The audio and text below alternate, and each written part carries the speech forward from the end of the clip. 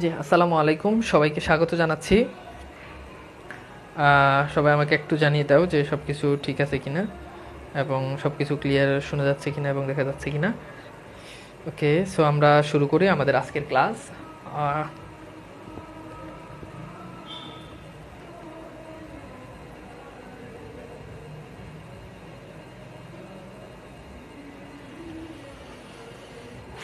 Okay, so I hope সব কিছু দেখা যাচ্ছে এবং সব কিছু ক্লিয়ার আছে। ওকে, অনেকে আমাদের সাথে যুক্ত হয়েছ। জি, আচ্ছা, তো চলো আমরা আজকে যেটা নিয়ে আলোচনা করব সেটা হচ্ছে আমাদের যে লাল সালু যে উপন্যাসটা রয়েছে, আমাদের সেই উপন্যাসটা নিয়ে আমরা আলোচনা করব। এর আগে আমরা নাটক নিয়ে ইতোমধ্যে আমরা আলোচনা করে ফেলেছি। সিরাজউদ্দৌলা যে নাটকটা রয়েছে সেই নাটকটা নিয়ে আমাদের আলোচনা হয়ে গেছে, অ্যান্ড আজকে আমরা আলোচনা করব লাল সালু উপন্যাসটা নিয়ে। ওকে, সো সব কিছু ঠিক আছে। আসসালামু আলাইকুম, ঠিক আছে, ওকে। আচ্ছা, তো চলো আমরা তাহলে শুরু করি আমাদের আজকের ক্লাস। আচ্ছা, একজন বলছে আইফোন কত? এটা তো নর্মাল আইফোন, বাট আজকে হচ্ছে 14 প্রো ম্যাক্স নিব, মানে আজকে আসতেছে অলরেডি, তোমাদের ক্লাসটা শেষ হলেই আসবে। আচ্ছা, ঠিক আছে। নাটক কি শেষ করা হয়েছে? জি, গান হচ্ছে, হ্যাঁ, পাশে খুব ভরপুর গান হচ্ছে। ভাইয়া, আপনাকে আজকে অনেক কিউট দেখাচ্ছে। বিয়ে করছেন নাকি? আসলে বিয়ে এখনো করি নাই, বিয়ে করব। বিয়ে করব শীঘ্রই, যদি আল্লাহ কপালে রাখে, তাহলে হয়তো শীঘ্রই আরও 3-4 বছরের মধ্যেই করে ফেলবো। আচ্ছা, তো চলো আমরা একটু ভরপুর আলোচনা করি আজকে। ভরপুর আলোচনা করি আমাদের আজকের এই লাল সালুর ক্লাসে। ওকে,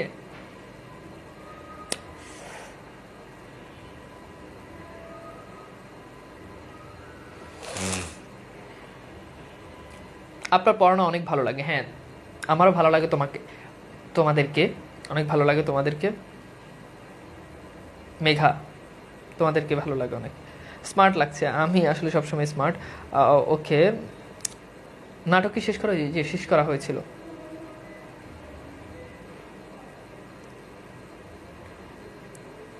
নাটকের ওই যে মেবি লাস্টে একটা একটা স্লাইড পড়াতে পারে নাই, সংযোগ বিচ্ছিন্ন হয়ে গিয়েছিল এই জন্য।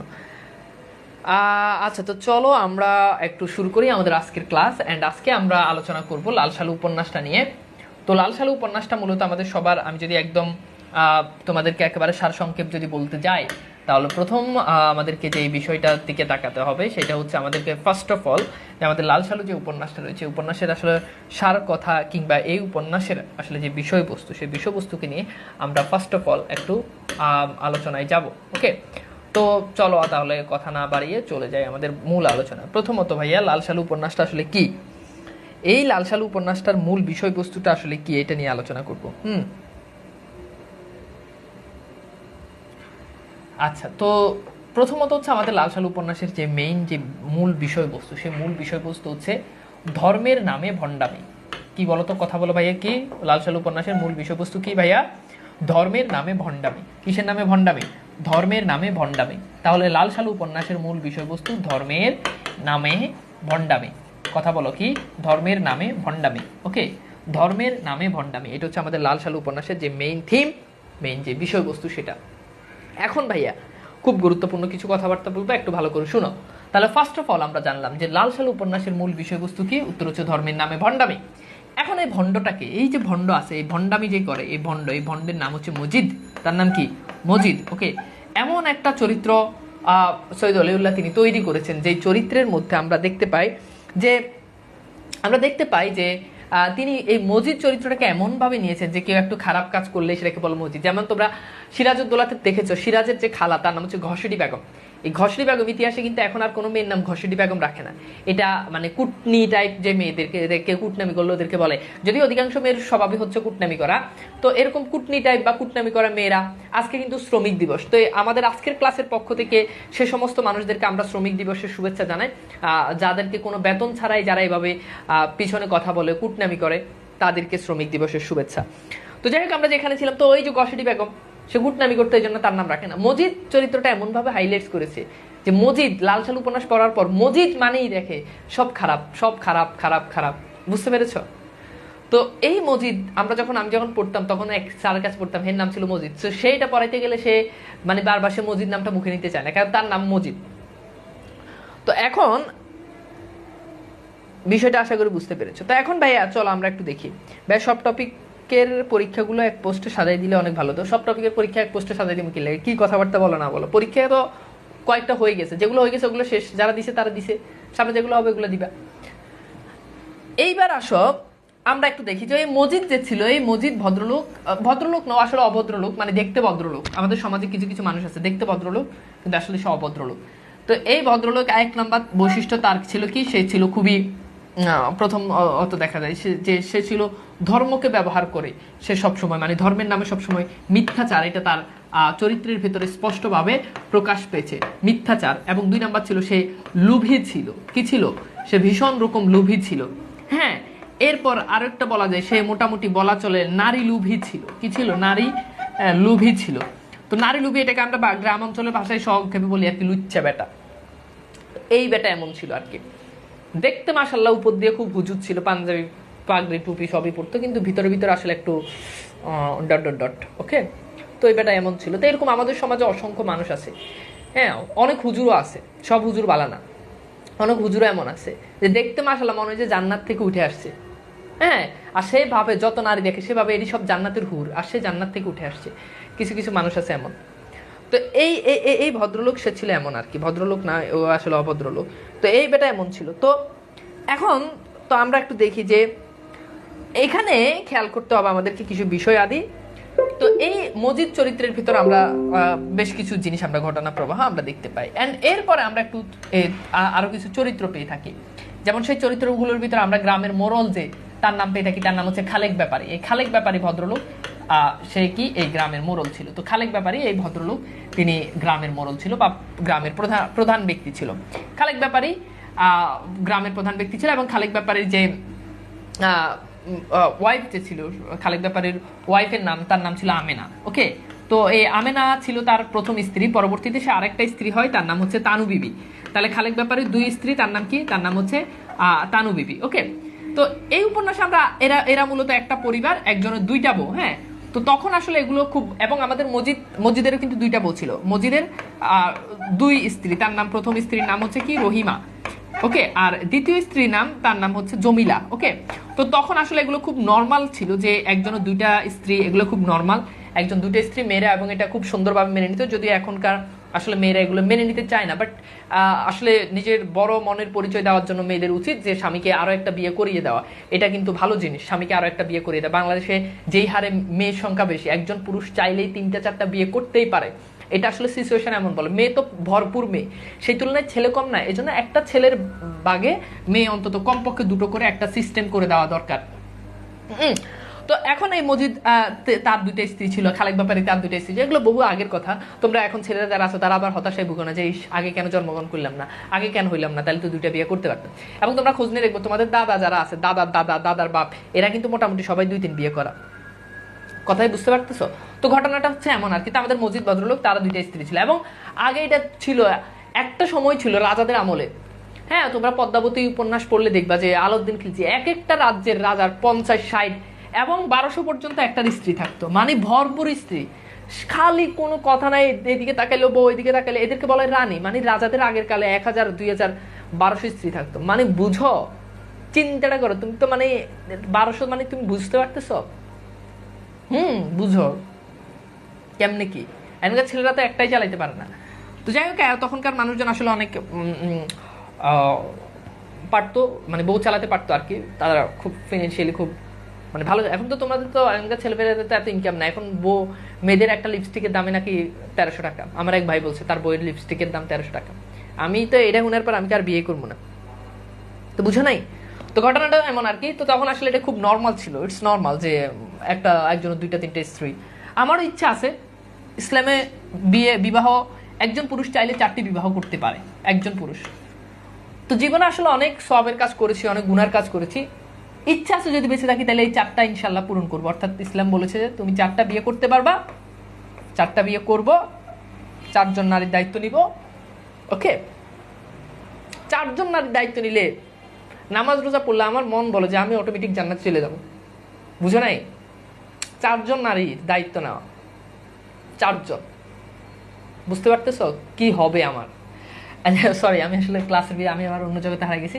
আমরা ক্লাসে আসি, তো যেখানে ছিলাম, সরি তোমরা আবার মানে 4 জন হইতেই পারে। তো এখন খেয়াল করে দেখো, তো এখন এই হচ্ছে আমাদের মোটামুটি বিষয়াদি।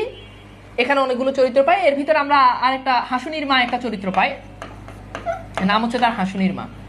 তো হাসুনির মার দিকে এই মজিদ একটু দুষ্ট অ্যাঙ্গেল থেকে তাকাতো আর কি, একটু মানে চশমা ফাঁক করে তাকাইতো আর কি, বললাম আর কি, হয়তো চশমা পড়তো না, মানে ডিফারেন্ট ওয়েতে সে তাকাতো, নর্মাল ছিল না আর কি। তো এখন ভাই খেয়াল করে দেখো, তো হাসুনির মা ভদ্রলোক মহিলা, সে একটা বিধবা মহিলা ছিল। কি ছিল বলো? বিধবা মহিলা বা স্বামী পরিত্যক্তা। তো এই আমিনার কাছে ধান বানার জন্য মাঝে মধ্যে আসতো এই হাসুনির মা। হাসুনির মা এলে মসজিদ এখানে উঠানে বসে কাজ করতেছে। এখন মসজিদের দৃষ্টি প্রায় সময় ডট এদিকে চলে যায়।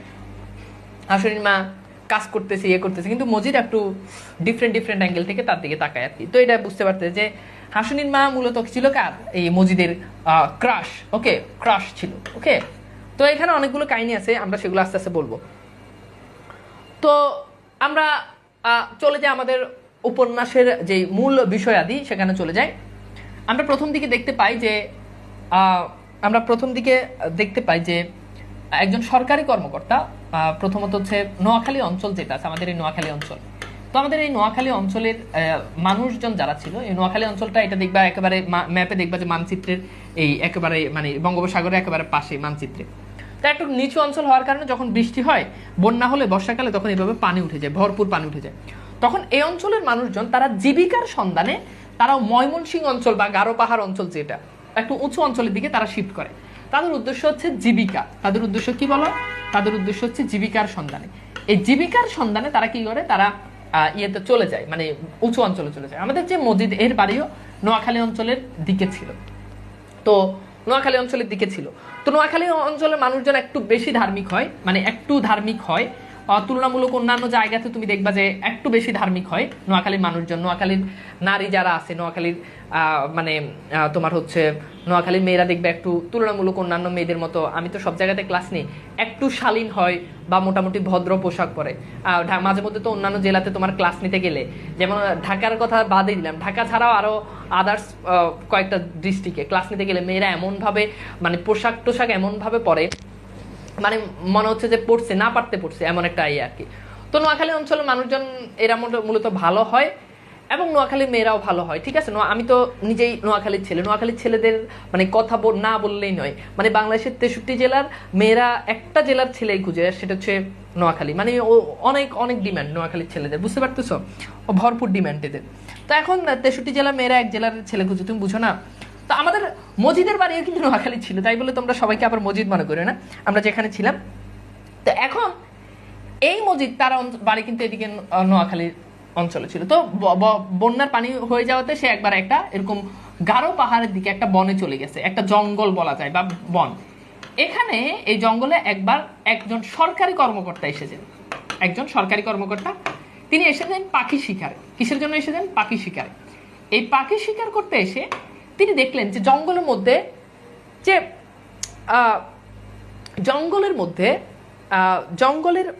মধ্যে তিনি দেখলেন যে আজানের সুর আসতেছে, আজান দিচ্ছে। তো তিনি খুঁজতে খুঁজতে দেখলেন যে এখানে আজান দিচ্ছে মসজিদ। তখন মসজিদকে জিজ্ঞেস করলো যে আপনি এত জঙ্গলের ভিতর আপনি এখানে কেন আজান দিচ্ছেন? তখন মসজিদ বলেছে আমি আমার অঞ্চলে ধর্ম প্রচার করেছি, এখন আমি এই অঞ্চলে এসেছি ধর্ম প্রচারের জন্য। তাহলে সে বলেছে তার উদ্দেশ্য হচ্ছে ধর্ম প্রচার, কিন্তু আসলে তার উদ্দেশ্য ধর্ম প্রচার না। এই বেটা প্রথমে এদিকে একটা মিথ্যা কথা বলছে যে সে ধর্ম প্রচার করার জন্য আসছে, কিন্তু আসলে এসেছে সে মূলত জীবিকার সন্ধানে। কিসের সন্ধানে বলতো? জীবিকার সন্ধানে সে এই উঁচু অঞ্চলটাতে চলে। তখন সরকারি কর্মকর্তা শুনে খুব খুশি হয়েছে যে আল্লাহ, সাত চাইতে দেখি সাত ফেরেস্তা একেবারে ধর্ম প্রচার করার জন্য এত দূর চলে এসেছে। তো এটা শুনে তার কাছে খুব ভালো লাগলো এবং তার কৌতূহল জন্ম নিল। তখন তার সাথে পরিচয় হওয়ার এক সময় ওই সরকারি কর্মকর্তাকে বললো, সরকারি কর্মকর্তা তাকে বললো যে মোহাম্মদনগর গ্রামের নাম কি? মোহাম্মদনগর গ্রাম। এই মোহাম্মদনগর গ্রামে আমার পূর্বপুরুষদের কিছু প্রাচীন কবর আছে, এই প্রাচীন কবরগুলো দেখার জন্য আমি এসেছি। তখন মজিদ একটা সন্ধান পেল যে মোহাম্মদনগর গ্রামে প্রাচীন কবর আছে। এবার মজিদ চলে গেল মোহাম্মদনগর গ্রামে, গিয়ে এই প্রাচীন কবর যেগুলো, এই প্রাচীন কবরটা মানুষদেরকে দেখায়, যে কোনো একটা প্রাচীন কবর দেখিয়ে বলল যে আপনারা সবাই মুনাফিক কাফের, আপনারা এখানে একজন পীরের কবর ছিল, আপনারা এই কবরটাকে এভাবে অপরিচ্ছন্ন রেখেছেন। পীরের নাম কি? পীরের নাম হচ্ছে মুদাসসির পীর। মুদাসসির পীরের নাম কি? মুদাসসির পীর। এই মুদাসসির পীরের কবর আপনারা এইভাবে আপনারা সবাই মুনাফিক কাফের। তখন গ্রামের মানুষজন পীরের নাম শুনলেই তো তখন অজু গোসল করে ফেলাইতো, তো বলছে যে মুদাসসির পীরের কবর, তাহলে আচ্ছা ঠিক আছে মুদাসসির পীরের কবর। এবার একজন কি করলো, সবাই মিলে এই কবরটাকে পরিষ্কার পরিচ্ছন্ন করলো। এই কবর উপর তখন ওই যে একটা লাল রঙের একটা কাপড় করে দিল, এটাকে বলে শালু, সেখান থেকে হয়েছে লাল শালু। এবার এখানে মোটামুটি একটা মাজার প্রতিষ্ঠা হয়ে গেল, মুদাসসির পীরের মাজার। আর এই মাজারের খাদেম যে, তার নাম হচ্ছে মজিদ। খাদেমের নাম কি বলো? মজিদ। এইবার তোমরা একটু খেয়াল করে দেখো, আমরা এখন এখানে একটু মজিদ যে চরিত্রটা রয়েছে, আমরা এই মজিদ চরিত্রটা একটু বিশ্লেষণ করি। মজিদ চরিত্র বিশ্লেষণ। মজিদ চরিত্রের ভিতরে আমরা দেখতে পাই উপন্যাসের মূল চরিত্রের নাম হচ্ছে মজিদ। শীর্ণ দেহ ছিল, শীর্ণ দেহ, এটা খুব ইম্পর্টেন্ট। শীর্ণ দেহ এটা খুব ইম্পর্টেন্ট। কিভাবে? শীর্ণ দেহ মানে হচ্ছে চিকন। মজিদ দেখতে খুব চিকন চাকন ছিল আর কি। মুদাসসির পীরের মাজার প্রতিষ্ঠা করার মোহাম্মদনগর গ্রামে সে মাজার প্রতিষ্ঠা করে, এবং তার চরিত্রের ভিতরে আমরা দেখতে পাই কুসংস্কার, সততা, প্রতারণা ও অন্ধবিশ্বাসের প্রতীক হচ্ছে সে। মাথাব্বর খালেক ব্যাপারীর সাথে স্বার্থের গাছছড়া বেঁধে তাহের কাদের বাবাকে সে পাগল বানিয়ে নিখোঁজ করে। আক্কাসের স্কুল প্রতিষ্ঠা করতে সে উদ্যোগটা নষ্ট করে। আক্কাস একটা সমাজ সচেতন চরিত্র, সে এখানে স্কুল প্রতিষ্ঠা করতে চায় কিন্তু তার স্কুল প্রতিষ্ঠাটা নষ্ট করেছে। এবং তার প্রথম স্ত্রী রহিমা, দ্বিতীয় স্ত্রী জমিলা। সে নিঃসঙ্গ, ভণ্ড, ধর্ম ব্যবসায়ী, স্বার্থপর ও পোশাক প্রবৃত্তি। এইবার চলো আমরা একটু দেখি, এই প্রশ্নটা সলভ করি যে নোয়াখালী অঞ্চলের মানুষজন দেশ ত্যাগ করে কেন? ধর্ম প্রচারের জন্য, ধর্ম ব্যবসা করতে, জীবিকার সন্ধানে, মানব কল্যাণে। প্রশ্ন সলভ করো।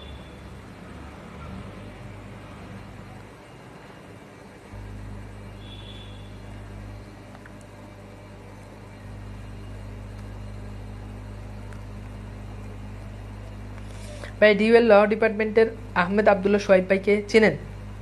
আপনার কথা গল্প করে বগুড়া ডিস্ট্রিক্ট। হ্যাঁ, উনি তো মানে একই হোস্টেলে ছিলাম, একই রুমে ছিলাম। আমার এক বেশ সিনিয়র ভাই, খুবই ট্যালেন্টেড, উনি খুব ট্যালেন্টেড ছিলেন। ওকে, এইবার তাহলে এটার উত্তর কি হবে বলো? এইটার উত্তর হচ্ছে কি? জীবিকার সন্ধানে। ওকে, সো এটার উত্তর কি? জীবিকার সন্ধানে। ফাইন। এবার আসো এইটা একটু সলভ করো যে মজিদের শারীরিক গড়নের ক্ষেত্রে নিচের কোনটি প্রযোজ্য? মোটাসোটা, যৌবন শক্তির অধিকারী, শীর্ণকায়, তেজস্বী পুরুষ।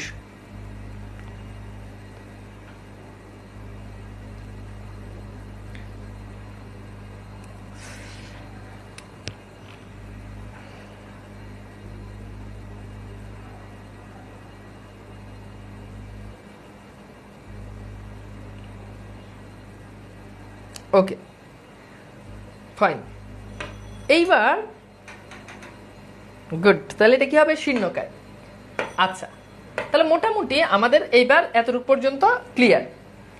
এইবার আসো আমরা একটু এর পরের প্রসঙ্গে যাই। এর পরের প্রসঙ্গে আমরা দেখতে পাই যে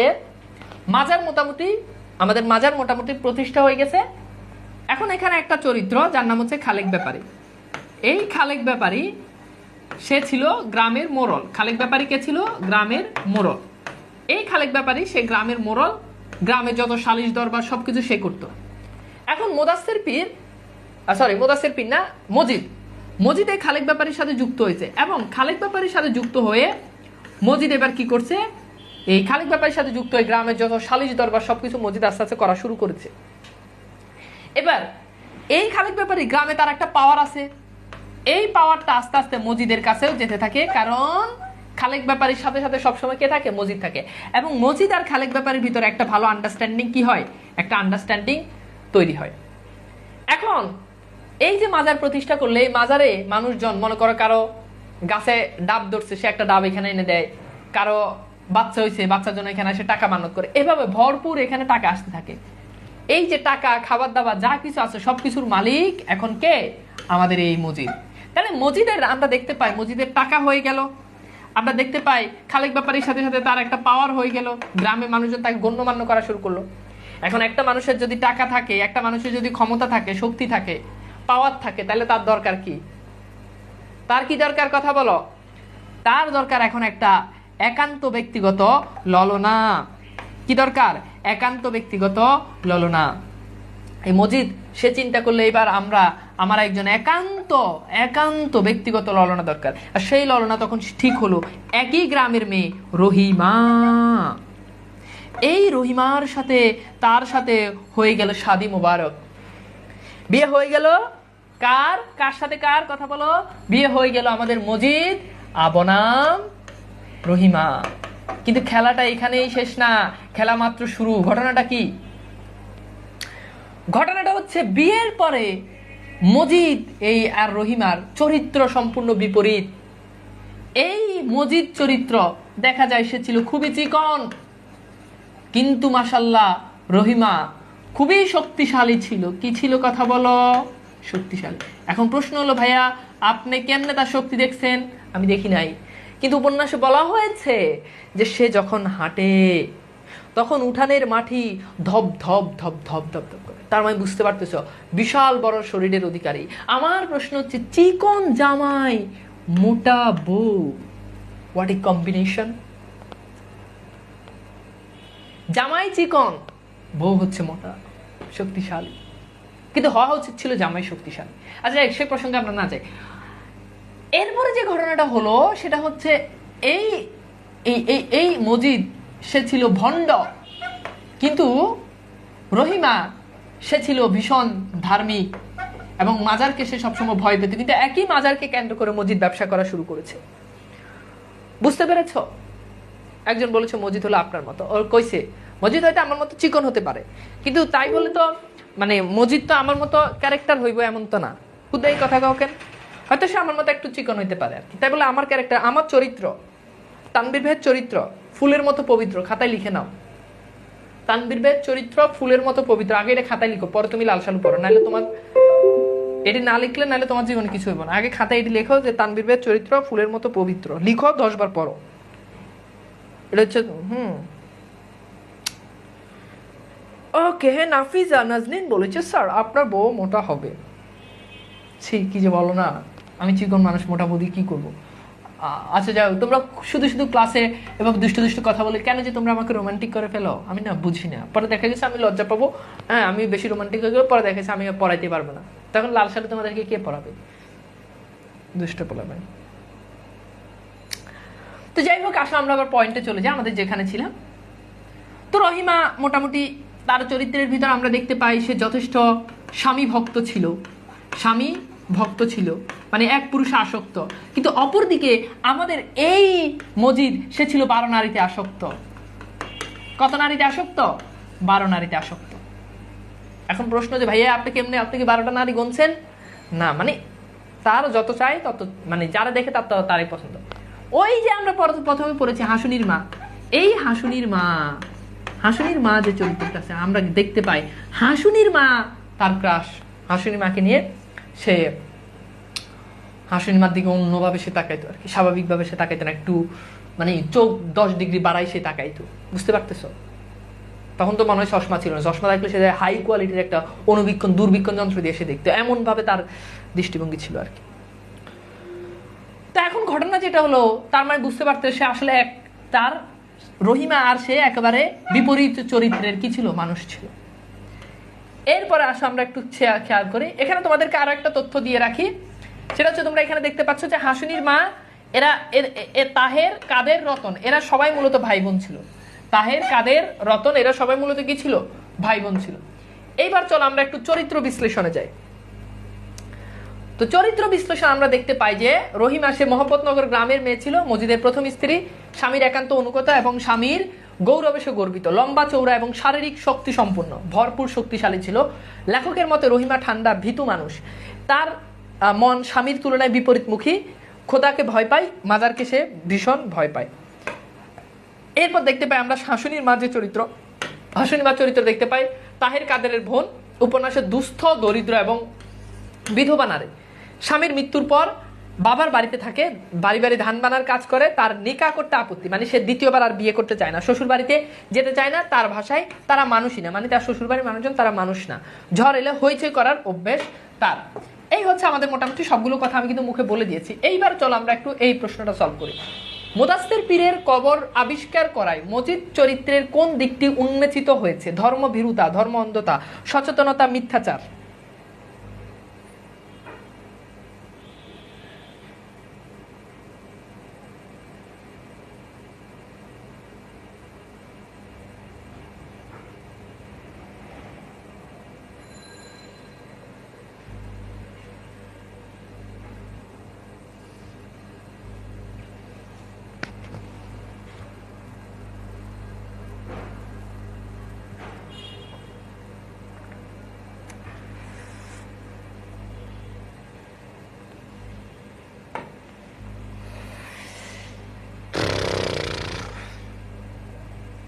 কি হবে? গুড। এটা হচ্ছে কি? মিথ্যাচার। সে মিথ্যা বলে ভুংবাং বুঝে। এইবার চলো এটা একটু সলভ করা, যে মজিদের শক্তির মূল উৎস কি? ধর্ম, কোরআন, সম্পত্তি, মাজার। মজিদের শক্তির মূল উৎস কি? মজিদের শক্তির মূল উৎস কি? মজিদের শক্তির মূল উৎস কি?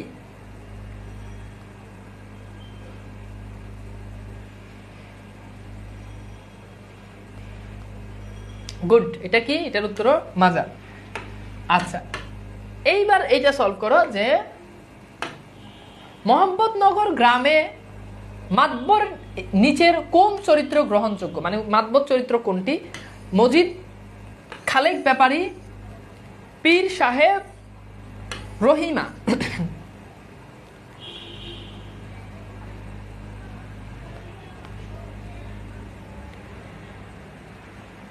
সলভ করো এটা।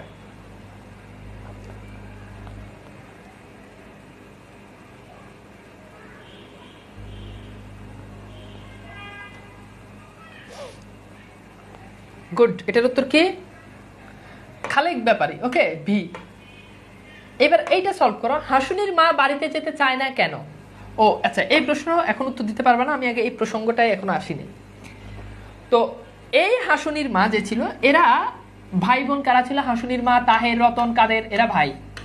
তো এই হাসুনির মায়ের মা যে ছিল, এই মাকে তার বাবা অনেক অত্যাচার করতো। মানে হাসুনির বাবা তার মাকে ভীষণ অত্যাচার করতো, মারপিট করতো, মানে মারতো আর কি। তো এই একটু বৃদ্ধ ছিল, বৃদ্ধ। তো বৃদ্ধ থাকলে এটা নিয়ে তাদের সংসারে নানা অশান্তি তৈরি হয়।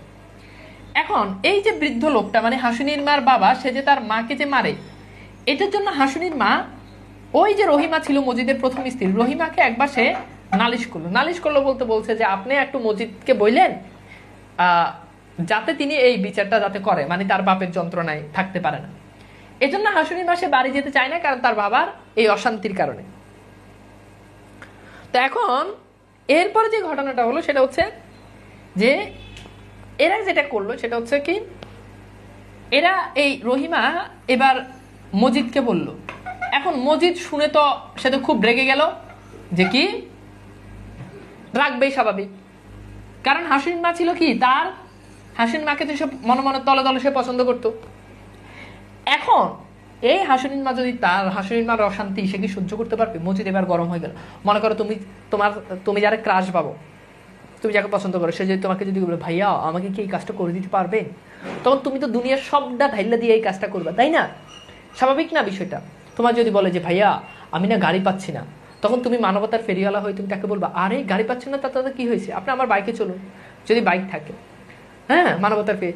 আবার যদি সে যদি গাড়ি না পাচ্ছে, তখন তুমি রিক্সা ডেকে দিবা এবং তুমি তোমার নিজের পকেটের টাকা রিক্সাওয়ালা তুমি দিয়েও দিবে, স্বাভাবিক। এখন মজিদ শুনে, মজিদ তো মাথা হয়ে গেছে গরম। মজিদ এবার এই বুড়া লোকটার মানে হাসনিমার বাপরে ডাক দিয়ে বলছে যে আপনি এই কাজ করবেন না, করলে খুব খারাপ হবে যদি ফ্যামিলিতে এরকম অশান্তি করেন। এইবার এই যে বুড়া লোকটা এই বাড়িতে গিয়ে হের বোরা আরেক তরফে দিছে পিটানি, যে আমার ঘর আমি খাওয়াই, আমি পড়াই, আমি মারমু কাটমু, এটা আমি বুঝবো, কিন্তু এটা বাহিরের মানুষের কাছে কেন খবর যায়? এই জন্য সে কি করছে, ভীষণ রকম এটা নিয়ে রিয়েক্ট করছে। পরবর্তী সে গিয়ে তার বোরা আবার গিয়ে পিটাইছে, বুঝছো? এইবার তাহলে এইটা সলভ করো যে হাসুনির মা বাড়ি যেতে চান না কেন? স্বামীর ভয়ে, বাবার ভয়ে, মায়ের ভয়ে, ভাইদের ভয়ে।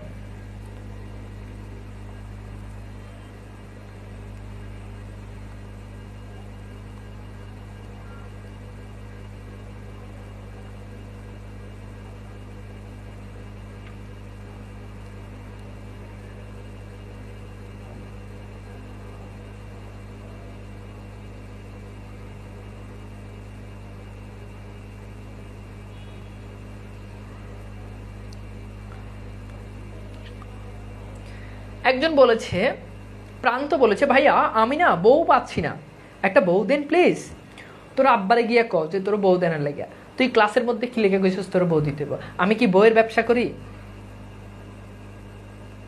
নাকি? আমি মেজাজটা খারাপ করিস না ভাই, এখন উল্টাপাল্টা কথা কমু, পরে ভিডিও কাটবি, পরে কবি আমার ব্যবহার ভালো না। তোর আব্বারে গিয়ে কর, নাহলে তোর আম্মারে গিয়ে কর, তোর আব্বার নাম্বার আমারে দে, আমি হেরে কল করে কম, বুঝছস, যে আপনার পোলারে বিয়ে দেন। তোর আব্বা নাই? আব্বার গিয়ে কইতে পারস না আমার কইলে কিছু হইব? মেজাজটা খারাপ করছ ক্লাসের মধ্যে। দাঁড়া, ওরা ব্যান করতেছে। বউ বউ তোর পিছনে একদম পিঠে উঠামো।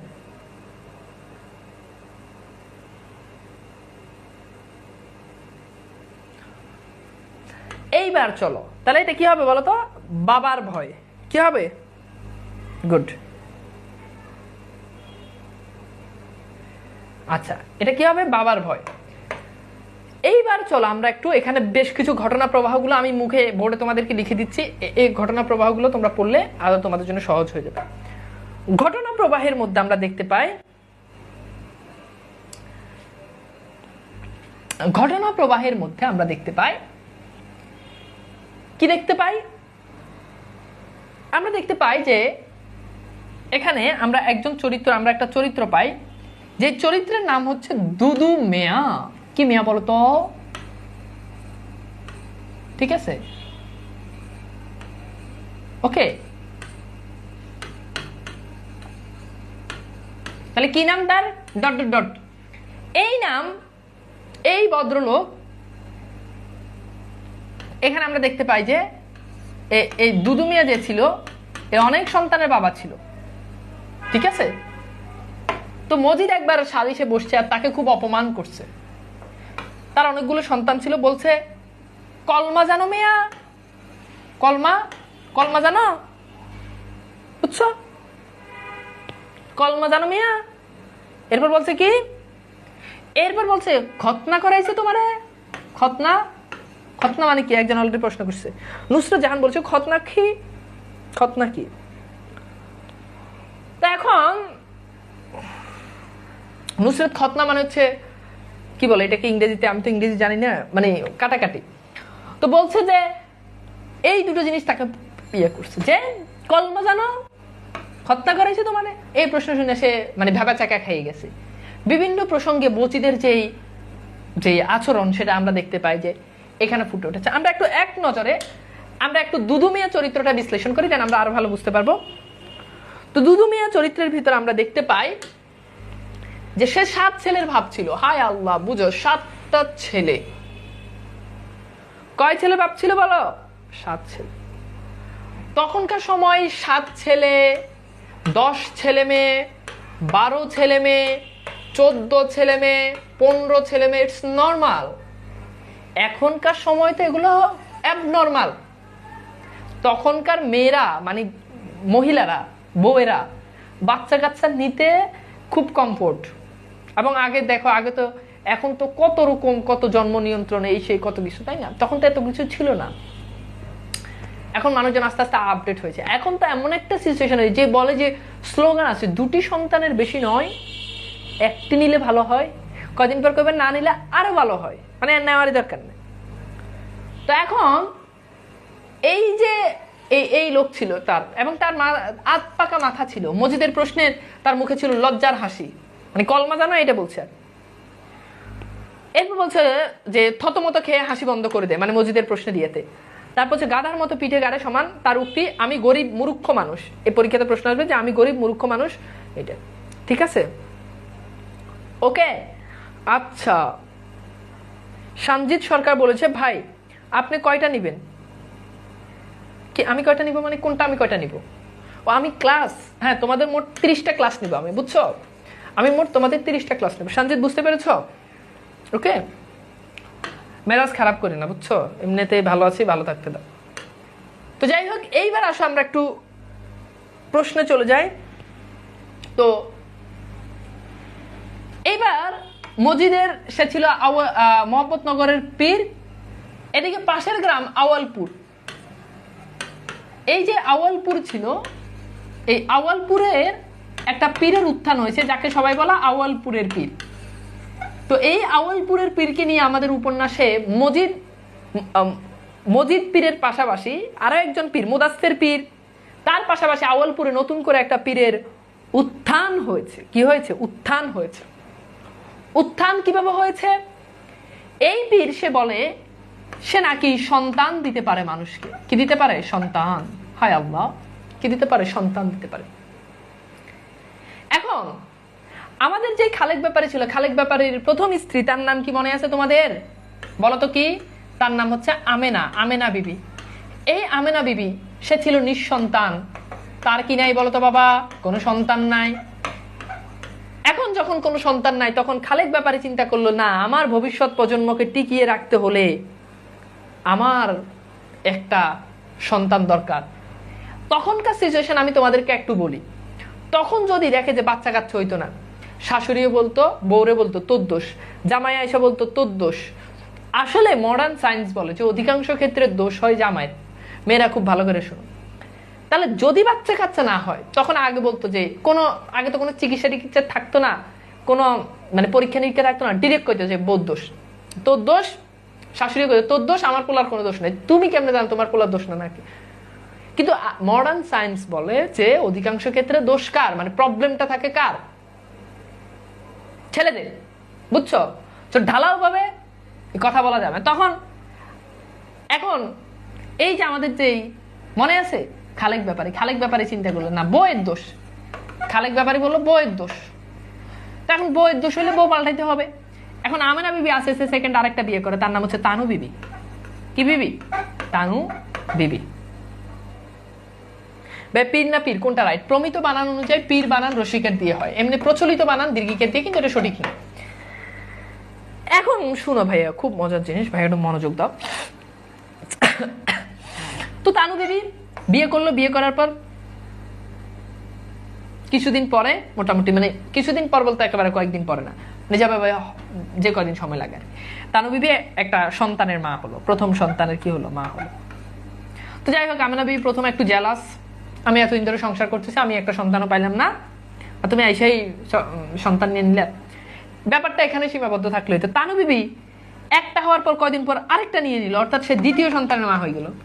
এইবার আমেনা বিবিতে একটা চক্কর খাইলো মাথায়, ভেবা চাকা খেয়ে গেল, আমি এতদিন ছিলাম আর তুমি এসেই চক্কা মেরে দিলে, দুইটা বাচ্চা হয়ে গেছে।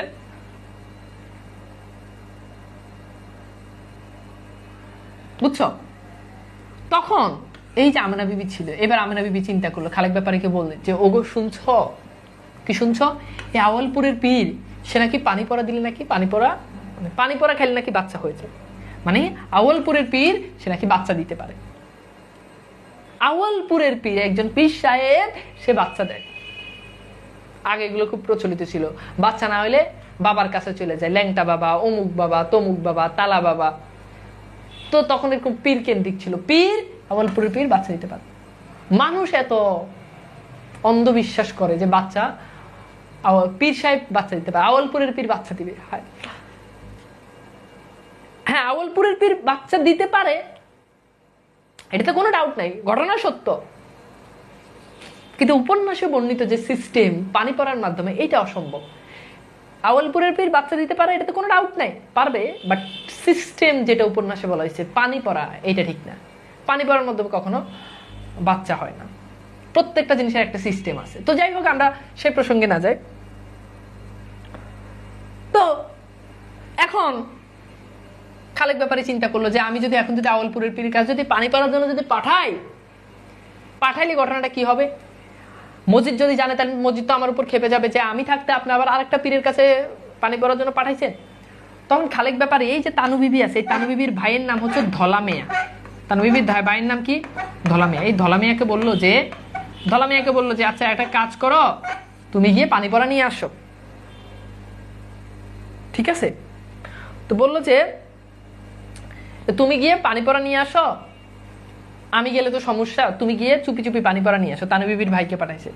তানু বিবির ভাই লোক একটু ভীতু ছিল। সন্ধ্যার সময় এই ভদ্রলোক সে যাইতে খুবই ভয় পাইছে। ভয় পেয়ে এই বেটা চলে আসছে মসজিদের কাছে আয়সা কয়, আমাকে দুলাভাই বলছে পানি পড়ার জন্য, এক কাজ করেন, আপনি আমার পানি পড়া দিয়ে দেন, আমি বাড়িতে গিয়া চালাই দিমু, যে আমি বলবো যে আউয়ালপুরের পিঠ দিছে, পানি পড়া তো পানি পড়াই।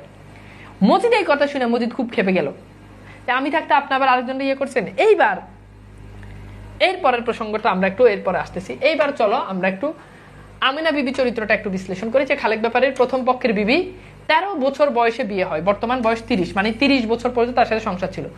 সতীন তানু বিবি আউয়ালপুরের পানি পড়া আনতে খালেক ব্যাপারীকে সে বলে। এইবার চলো এটা একটু প্রশ্ন সলভ করো, যে দুধু মিয়া মুখে লজ্জার হাসি আসে কেন? 7 সন্তানের জনক বলে, কালমা জানে না বলে, ধর্ম বাণী শুনে না বলে, ধর্ম কর্ম জানে না বলে।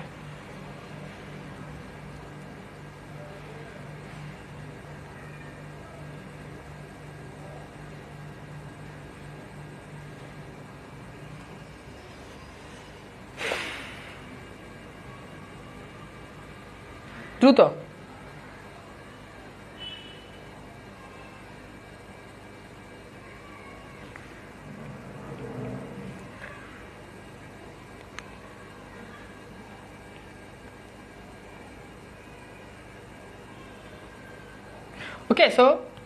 ওকে সো কলমা জানে না তাই।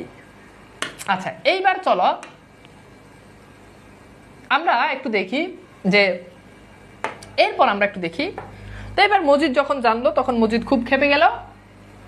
খেপে গিয়ে মজিদ বলল যে এই বাচ্চা ইয়ে করার জন্য আপনি আউয়ালপুরের পীরের কাছে যাওয়া লাগে? বাচ্চা তো আমি দিতে পারি, মানে আমি দিতে পারি বলে আমি একটা সিস্টেম দিতে পারি। তখন মজিদ একটা থিওরি দিল, প্যাচ থিওরি দিল, যে মেয়েদের পেটের মধ্যে প্যাচ থাকে, 7 প্যাচ, 14 প্যাচ, 21 প্যাচ। তো বলছে যার পেটে 7 প্যাচ আছে তার বাচ্চা হবে, যার পেটে 14 প্যাচ আছে তার হবে নাও হইতে পারে, যার পেটে 21 প্যাচ আছে তার কখনোই বাচ্চা হবে না। তো বলছে এই প্যাচ কিভাবে পরীক্ষা করতে হবে? বলছে আমেনা বিবিকে একদিন না খেয়ে এভাবে মাজারের চারপাশে 7 পাক মানে ঘুরতে হবে, যদি ঘুরতে পারে তাহলে সে বাচ্চা হবে, যদি ঘুরতে না পারে। কিন্তু উপবাস থেকে আমেনা বিবি যথারীতি সারাদিন উপবাস করে আসলো মাজারে, কিন্তু সে ঘুরতে পারলো না, সে পড়ে গেল। পড়ে যাওয়ার পরে খালেক ব্যাপারী, এবার খালেক ব্যাপারীকে বলছে আমেনা বিবি, মজিদ বলছে যে আপনার বউ মানে আমেনা বিবি তার অন্তরে কি আছে? পাপ আছে। বলছে তার অন্তরে পাপ আছে। তখন খালেক ব্যাপারী বললো না, আমেনা বিবির অন্তরে কোনো পাপ থাকতে পারে না, আমি এত বছর ধরে তার সাথে সংসার করি, সে খুবই ভালো মানুষ, তার কোনো কি নাই, তার কোনো কি নাই, তার পেটে কোনো কি নাই, মানে তার অন্তরে কোনো পাপ নাই। তখন বলে, তখন মজিদ একটা গুরুত্বপূর্ণ কথা বলছে আমরা প্রত্যেকেই পাপী, মানে থিমটা এমন ছিল, আমরা প্রত্যেকেই পাপী তার নিজের জায়গায়। তো মজিদ তাকে বলছে আপনি এমন অনেক পাপ করেন যেটা শুধু আপনি জানেন, আপনার বউ জানে? কয় না। কয় তাহলে আপনার বউ এমন অনেক পাপ করে যেটা আপনি জানেন না, খালি আপনার বউ জানে। ব্যাপারটা আমি তোমাকে আরো জিনিস করে বুঝাই, আরো সুন্দর করে বুঝাই। ধরো তোমাকে রাত 1টার দিকে তোমার আম্মু এসে বলতেছে এই কি করস তুই রুমে মোবাইল নিয়ে? তুমি বললা যে আম্মু আমি না তানভীর ভাইয়ের ক্লাস করি, আমি তানভীর ভাইয়ের ক্লাস করতেছি।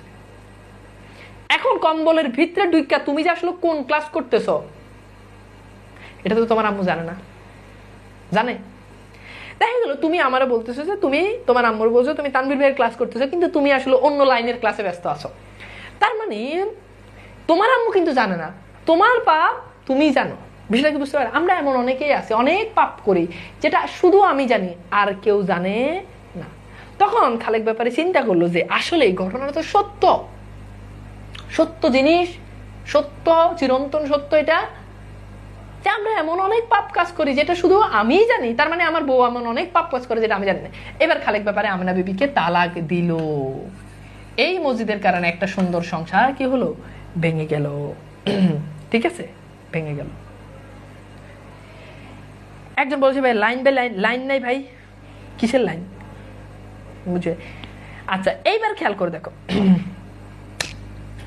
এখন শুনো, আমার ক্লাস করবা, পরীক্ষাতে বানায় অনেক কিছু লিখতে পারবা, সৃজনশীল ভরপুর লিখতে পারবা। এখন তো তালাক যথারীতি কি হয়ে গেল? হয়ে গেল। এদের কারণে কি হলো? সংসার ভেঙে গেল।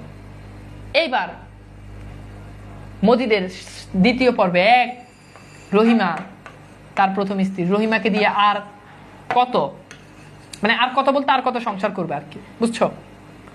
এবার তার মনে হলো না, আমাকে এবার ফ্লেভার চেঞ্জ করতে হবে, মানে রহিমা আর কত। তখন সে দ্বিতীয়বার বিয়ে করলো। কাকে? নাম তার জমিলা। ওকে, নাম কি কথা বলো? জমিলা। জমিলাকে সে বিয়ে করলো, কিন্তু জমিলা তার এই অন্যায় অত্যাচার এগুলো জমিলা মেনে নিত না। এবং এই যে জমিলা, সে মজিদের মুখের উপর একবার থুতু মেরে দিয়েছে। ভীষণ প্রতিবাদী নারী চরিত্র আমরা দেখতে পাই এই জমিলাকে।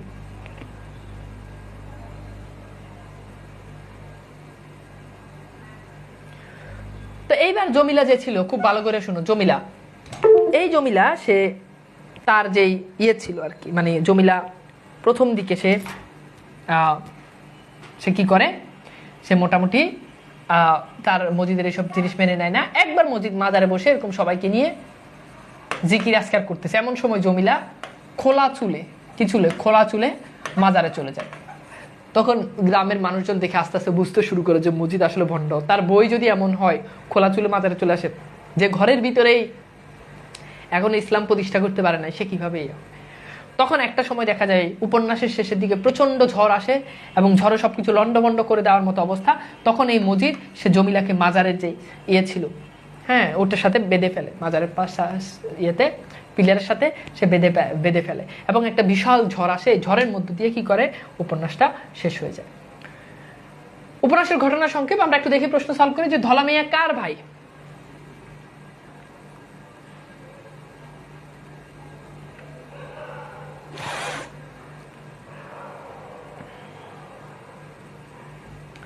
ধলা মিয়া কার ভাই? উত্তর কি? দ্রুত। পুরো উপন্যাসের যত ইম্পর্টেন্ট যত থিম আছে, বিষয়বস্তু আছে, সবকিছু আমি বুঝিয়ে দিয়েছি। এখন যাদের সময় আছে তারা পুরো উপন্যাসটা ধরে ধরে পড়বে। এখন পুরো উপন্যাস তো ধরে ধরে পড়ানো সম্ভব না, পুরো উপন্যাস ধরে ধরে পড়াইতে গেলে 5টা ক্লাস লাগবে। তো আমরা উপন্যাসের উপর মোটামুটি একটা ব্রিফিং তোমাদেরকে দিয়ে দিলাম। এখন তোমরা সৃজনশীল নিজেদের মতো করে লিখতে পারবা, জ্ঞানমূলক অনুধাবনমূলক সবগুলো আশা করি পারবা, কারণ ইম্পর্টেন্ট তথ্যগুলো আমি বলে দিছি। সেটার উত্তর কি? তানুবিবি। আচ্ছা, এইবার আসো আমরা দেখি যে উপন্যাসের এখানে আরেকটা ঘটনা, সেটা হচ্ছে আক্কাস একটা চরিত্র ছিল। আক্কাস সে স্কুল প্রতিষ্ঠা করতে চায়, এ হচ্ছে সমাজ সচেতন চরিত্র, কিন্তু আক্কাসের স্কুল প্রতিষ্ঠা করতে তাকে বাধা দেয়, মসজিদ বাধা দেয়। কারণ স্কুল প্রতিষ্ঠা করলে আধুনিক শিক্ষায় ছেলেপেলেরা শিক্ষিত হবে এবং মসজিদের এই কুসংস্কার ধর্ম অন্ধটা বুঝে ফেলবে। এইবার আসো আমরা একটু দেখি যে লাল সালু উপন্যাসের সমাজ সচেতন চরিত্র কে? এখানে সঠিক উত্তর দেওয়া নাই, এটার উত্তর হচ্ছে আক্কাস। লাল সালু উপন্যাসের সমাজ সচেতন চরিত্রের নাম আক্কাস। লাল সালু উপন্যাসের সমাজ সচেতন চরিত্রের নাম আক্কাস। আচ্ছা, এইবার চলো আমরা একটু দেখি এখানে একটা সৃজনশীল দেখি, তাহলে তোমরা বুঝতে পারবা যে আসলে কি টাইপ প্রশ্ন এখান থেকে আসবে। সেখানে দেখতে পাও যে ওয়াসিকা গ্রামে এক দুরন্ত মেয়ে, হ্যাঁ ওয়াসিকা গ্রামের এক দুরন্ত মেয়ে। ওয়াসিকা একটা মেয়ের নাম, সে গ্রামের একজন মেয়ে। বন্ধুদের সঙ্গে ছোটাছুটি করা, অবাধে সাঁতার কাটা তার আনন্দের কাজ। তার বাবা অভাবের তাড়নায় ওয়াসিকাকে পাশের গ্রামে এক বুড়ো লোকের সাথে বিয়ে দিলেন। হ্যাঁ, অধিকাংশ মেয়েদের ক্ষেত্রে যেটা হয়, মেয়েরা প্রেম করতে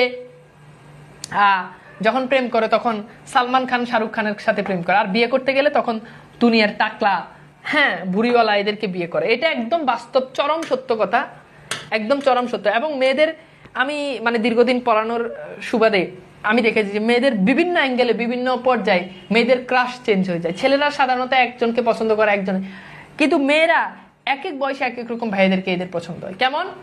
যেমন তুমি যদি দেখো যে ক্লাস 9 থেকে ধরো যে মেয়েগুলো ক্লাস 9-10-এ পড়ে, 8 থেকে ক্লাস 9-10-এ যারা পড়ে, এদের প্রথম দিকে এদের চয়েস থাকে এলাকার যে ছাত্রলীগের যে ভাইয়া আছেন, এই ছাত্রলীগের ভাইয়াদেরকে এদের খুব পছন্দ। হ্যাঁ, মানে একটা ছাত্রলীগের ভাইয়া পাইলে মনে হয় যে স্বর্গ। কোনোভাবে যদি ইন্টার উঠে যায়, এই ইন্টার থেকে ভার্সিটিতে মানে অ্যাডমিশন টাইম পর্যন্ত এদের টার্গেট এবার ক্রাশ চেঞ্জ হয়ে যায়। চেঞ্জ হয় মেয়েদের, তখন তাদের পছন্দ হচ্ছে যে কোচিংয়ের যে ভাইয়া থাকে, এই কোচিংয়ের ভাইয়াদেরকে তারা খুব পছন্দ করে। বুঝতে পারতেছ? তো এই ভাইয়াদেরকে তাদের ভীষণ রকম পছন্দ। মানে তখন তাদের কাছে একমাত্র পৃথিবীতে একমাত্র নায়ক কোচিংয়ের ভাইয়া এই পিরিয়ডটাতে। তো যখন অনার্সে যখন ভর্তি হয়ে যায়, অনার্স একদম তোমার ফার্স্ট ইয়ার থেকে একদম 4th ইয়ার পর্যন্ত মানে ফাইনাল ইয়ার পর্যন্ত, তখন এদের টার্গেট থাকে কোনোভাবে যদি একটা বিসিএস ক্যাডার কোপালে জোটে, কোনোভাবে যদি একটা বিসিএস ক্যাডার যদি লাগিয়া যায়, টার্গেট থাকে খালি বিসিএস ক্যাডার। তো বিভিন্ন অ্যাঙ্গেলে বিভিন্ন সময় এদের আসলে মানে পছন্দের মানুষ চেঞ্জ হয়ে যায়, বুঝতে পেরেছ, রং পাল্টায়। এইবার আমরা যেখানে ছিলাম, যে পয়েন্টটা ছিলাম, তো দেখতে পেলাম যে এবার দেখো লোকটি গ্রামের মাতাব্বর, তাহলে ওই বয়স্ক লোকটি সেই ছিল গ্রামের মাতাব্বর, তাকে সবাই এলাকার একাব্বর মুন্সি বলে ডাকে। মুন্সির কথা গ্রামের সবাই মানলেও চঞ্চল ও স্বাধীন চেতা ওয়াসিকা তার কথা মানে না। এই যে এখানে ওয়াসিকা চরিত্রটি বলতো কার চরিত্রের প্রতিনিধিত্ব করছে, বলো ওয়াসিকা চরিত্র কার চরিত্রের প্রতিনিধিত্ব করছে? আর আমাদের যে একাব্বর মুন্সি, এই একাব্বর মুন্সি কার চরিত্রের প্রতিনিধিত্ব করছে বলো তো, বলো দেখি পারো কিনা।